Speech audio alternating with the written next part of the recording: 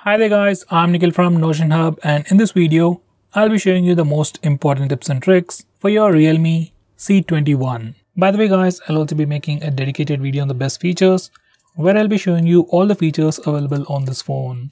So definitely check out that video, link will be in the description. First, I'll start off with the navigation gestures. On this phone, it's called as swipe gestures from both sides. And once you turn it on, you get some extra options at the bottom.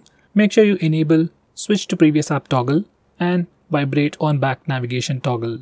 And once you're done, this is how the navigation gestures work. To go home, you can swipe from the bottom of the screen. For recent apps, you can swipe and hold. Now to go back a step, you can swipe from the left side or the right side and it takes back a step. For Google Assistant, you can swipe from the bottom left corner or bottom right corner diagonally to trigger Google Assistant. And every time you use these gestures or even the back button, you also get a subtle haptic feedback. Besides that, you can also swipe left or right on the bottom of the screen to quickly switch between applications, just like on iOS. Next, we have a new gesture called icon pull down gesture. Now once you enable this feature, on your home screen, you can swipe diagonally on the left side or right side to quickly pull down all the icons near your finger.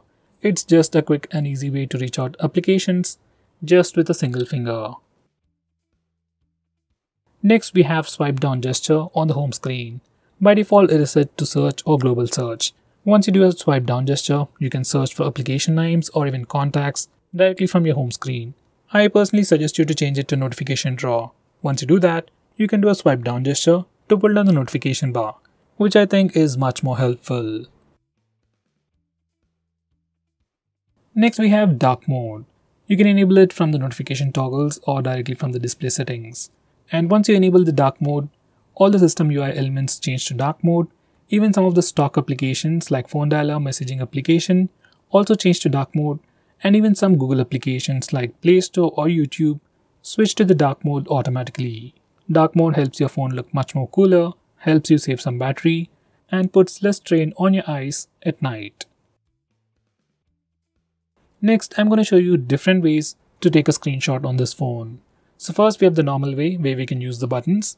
Just press the volume down and power button both at the same time to take a screenshot.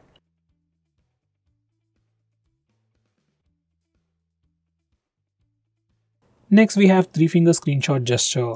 Now this feature is enabled by default. To take a screenshot, you can just swipe down using 3 fingers and your phone will take a screenshot. It's just like pressing the buttons, but instead of pressing the buttons, you just need to swipe down using 3 fingers and your phone will take a screenshot.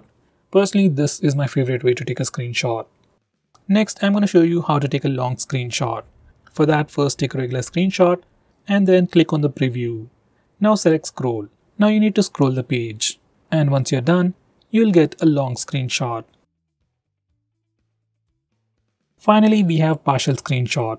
To take a partial screenshot, just place 3 fingers on the screen for a second and then slowly swipe down.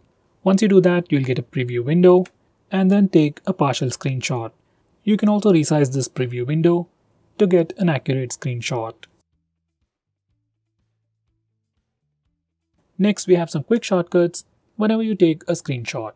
So every time you take a screenshot, whether it's with the buttons or the gesture, you get a preview on the screen and you can swipe that preview up to share that screenshot.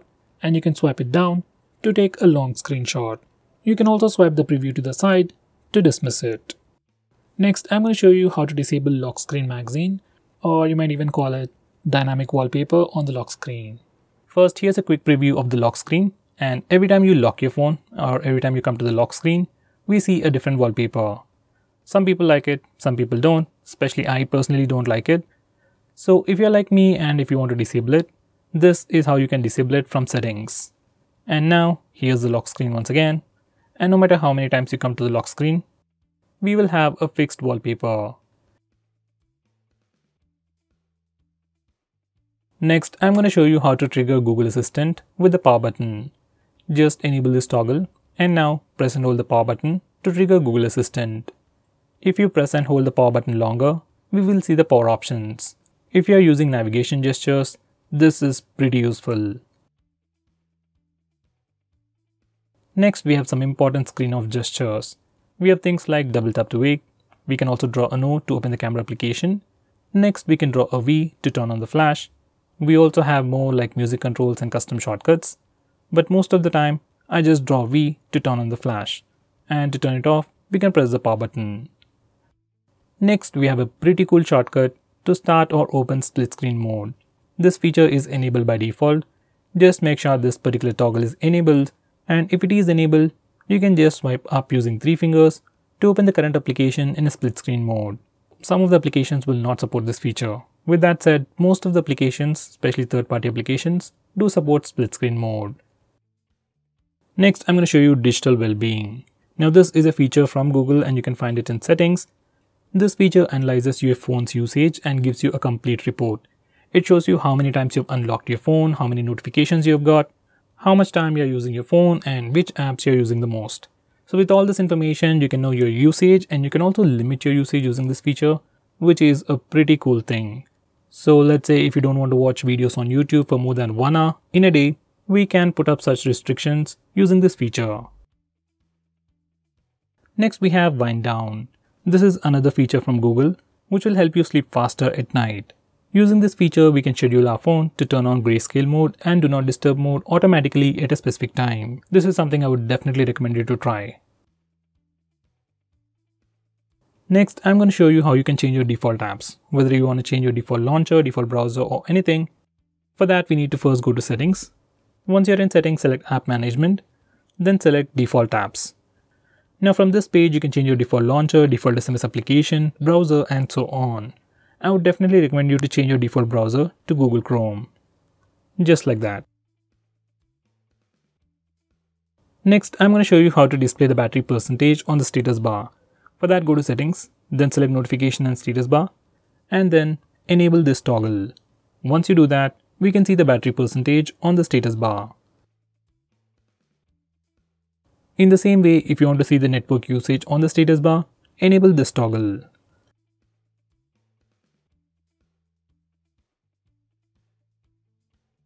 Next, I'm going to show you how to display the RAM information on the recent apps page. For that, go to settings, then select additional settings, and now enable this toggle. Once you do that, we can see the RAM or memory information in the recent apps page. Next, I'm going to show you how to record the screen on your phone. For that, first go to the toggles, and now we can start video recording just by using this toggle. Just click it and screen recording should start in 3 seconds. If your phone asks for any permissions, just grant them all. Next, I'm going to show you how to stop applications from automatically restarting in the background. For that, you need to first open Phone Manager. You can find it on the home screen or in your app drawer. Once you open it up, select Privacy Permissions, then select Startup Manager. Now from this page, we can start or stop applications from automatically restarting in the background. Personally, I'll enable this toggle for apps like Truecaller, WhatsApp, or Instagram, and disable it for everything else. So guys, these are the most important tips and tricks for your phone. If I missed out on anything important, do let me know by commenting below this video, and definitely check out my video on best features. Link will be in the description. Now with that said, if you're planning to buy this phone, please use the link in the description. It always helps the channel. If you want us to make any specific video, tweet out to us with the hashtag AskGreedyTech on Twitter and we will try to make it as soon as possible. I'm Nikhil from GreedyTech signing off. Have a nice day.